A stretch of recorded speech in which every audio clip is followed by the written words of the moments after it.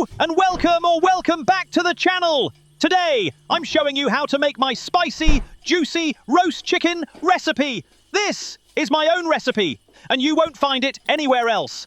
I served mine with chips and 3-cheese coleslaw with some Sriracha sauce today, but it also goes great with my spicy couscous recipe that I'll share in another episode.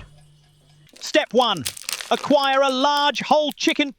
Place the chicken breast side down and cut down the middle of the back with some kitchen scissors. Turn the chicken over and then press down hard to create a spatchcock chicken.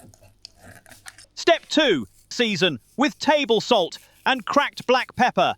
Do this on both sides and add some under the skin. Then place the chicken in the fridge for at least 1 hour.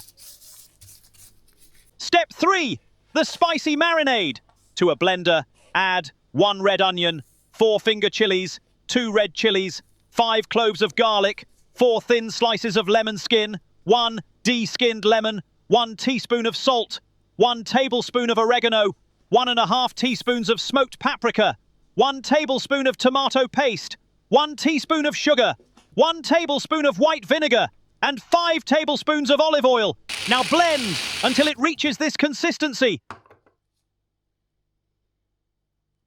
Next, rub half of the spicy marinade all over both sides of the chicken and make sure you get plenty of it under the skin. Set the chicken aside for a minute while you heat up your grill or griddle pan. When hot, rub some oil onto it with some kitchen towel. Now put the chicken on there, breast side down, and cook for 2 to 3 minutes, ensuring as much contact as possible. Then, flip the chicken and cook for a further 2 to 3 minutes. You're looking for a slight searing on both sides. When done, remove the chicken and add the remaining marinade to both sides of the chicken and under the skin again. Next, add the chicken to a roasting tray and drizzle some olive oil on it.